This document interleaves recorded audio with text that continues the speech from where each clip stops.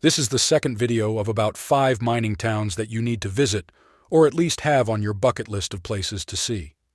If you missed the first video of old mine towns to visit, I'll leave a link below as well as at the end of this video. Telluride, Colorado. It was in 1875 that a prospector by the name of John Fallon staked a claim in Marshall Basin, close to what is modern-day Telluride. The town was originally called Columbia, but because there were other towns that had the same name, it was decided to call this town Telluride. Telluride was one of those hard-to-get-to towns, where there was just a narrow trail and only pack mules could get you to this place. In 1881, a fellow by the name of Otto Mears opened a toll road, and this allowed wagons and cargo into the town, and so it was from this time on that the town started to grow. In 1891, Otto Mears, who ran the toll road into Telluride, built a section of a narrow-gauge railroad into the town. This was cheaper transportation for passengers and freight, which allowed miners and goods to flow into the town and ore to flow out to the mills and foundries elsewhere. During this time, the town and area grew fast. However, Telluride almost went bust in 1893 during the silver crisis. Further exploration located additional gold, and within a decade, a second mining boom was underway. By the end of the 1890s, there were 204 active mines, 18 mills, and around 1,300 miners in the immediate area. Some of the bigger mines were the Tomboy, the Smuggler Union, the Pandora, and the Sheridan mines, along with several smaller mines. These mines were very lucrative, and it wasn't long before there were labor strikes with miners wanting higher wages. Of course, mine owners were really only interested in profits and not workers' pay or comforts.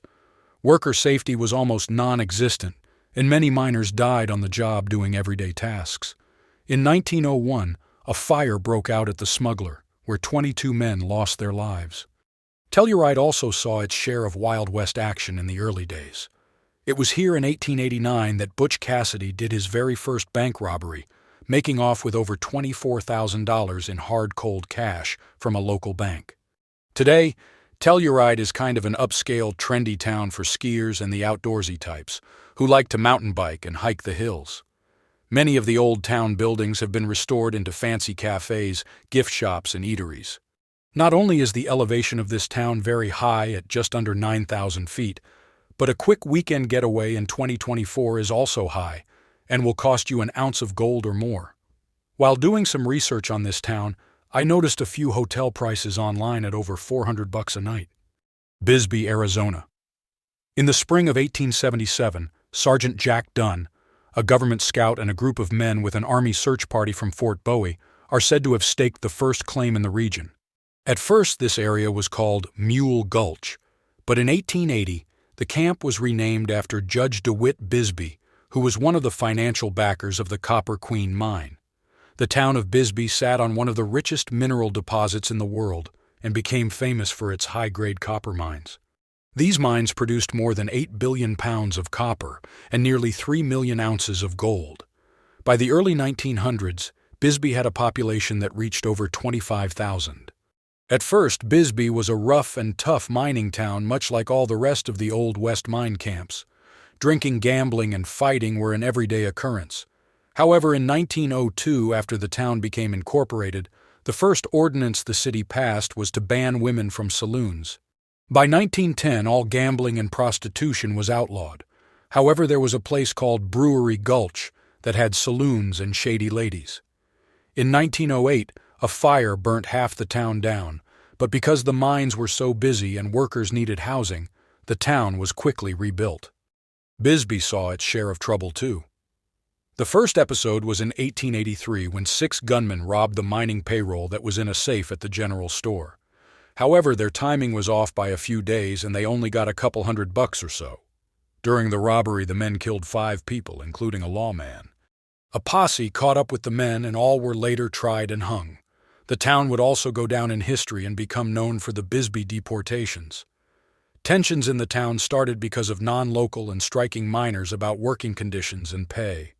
Bisbee police, along with some local citizens, rounded up hundreds of out-of-town miners and deported them to New Mexico by train. This act was declared illegal by the federal government. Over 200 people were arrested or indicted, including the president of the Phelps Dodge Mining Corporation. However, nothing really ever became of it at the federal or state level, and only one case ever went to trial. Today, Bisbee is a tourist town. The population is around 5,000. The town has really neat architecture and narrow streets with lots of steep stairs because the town was built in a steep gulch. The streets are lined with bars and cafes, lots of gift shops and other antique-type shops too. You can take a tour of the Queen Bee mine. Tours run pretty much every day. Lots of places to stay if you decide to stay more than a day.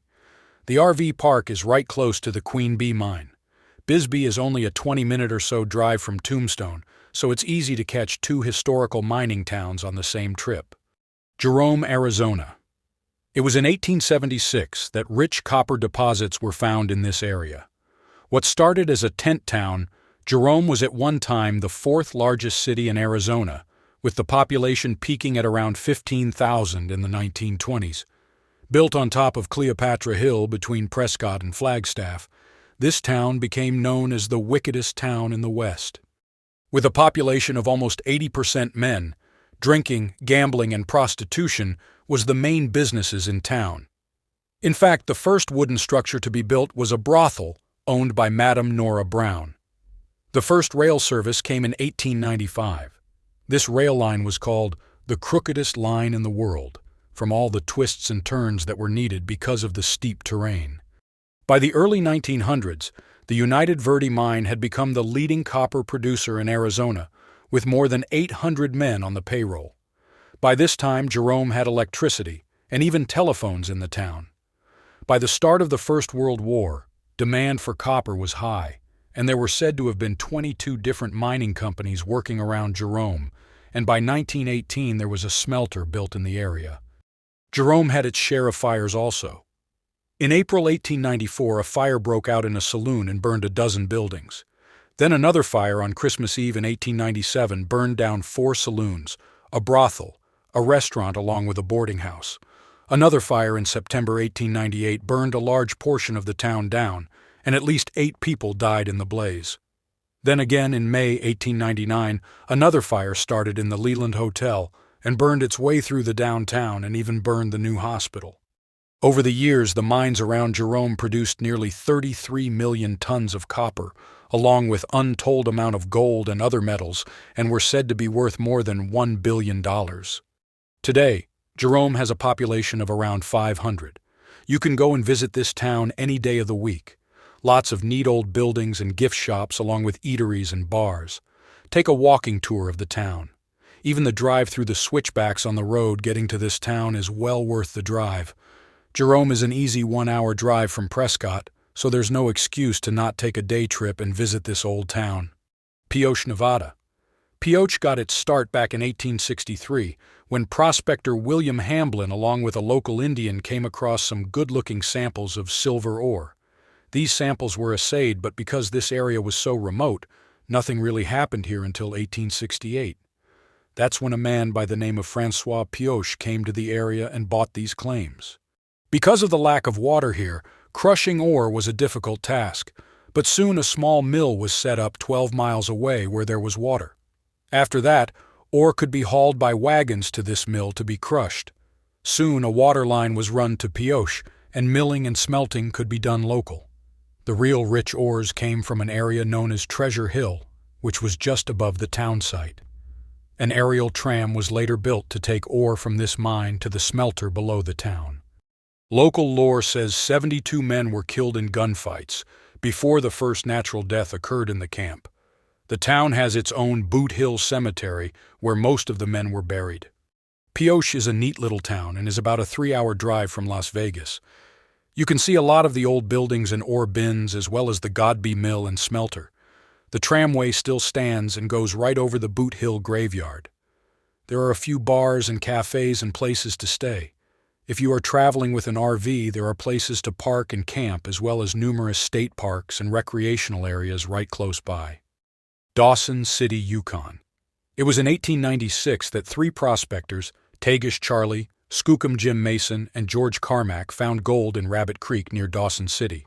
After the find, the creek's name was changed to Bonanza Creek, and soon some other local prospectors were out staking claims in the same vicinity. However, it wasn't until the following year, though, that the rush was on, because it was then, in the summer of 1897, that a steamship docked into Seattle with over a ton of gold on board, and all this gold had come from the Yukon. From that moment on, the rush was on, and over time, almost 100,000 miners, prospectors, farmers, and anyone else who wanted to get rich set out for the Klondike gold fields to find their own fame and fortune. Dawson City had a population of around 500 in 1896, and by 1898 there was an estimated 30,000. Of the roughly 100,000 men that set out for the Klondike, only about 30,000 actually made it all the way. Many died on this trip. Some fell off steep cliffs, others drowned rafting the rivers and rapids, some froze to death, and others even starved to death. By the time most of these stampeders made it to Dawson, all the creeks had been staked, and there were few claims of any value left. Of all those who went to the Klondike, no more than 4,000 struck gold, and only a few hundred became rich. Today, Dawson City is one of those old mine towns with a population of around 1,500, and is a place that seems to be on everyone's bucket list. People travel the Alaska Highway by the thousands, and many take the turn just past Whitehorse, Yukon to visit the Klondike. Others take tour buses from cruise ships that travel the Alaska Inside Passage to Skagway. People tour the gold fields and see real live mining in action on the many creeks in the area. Walk the streets of where the prospectors of old once walked.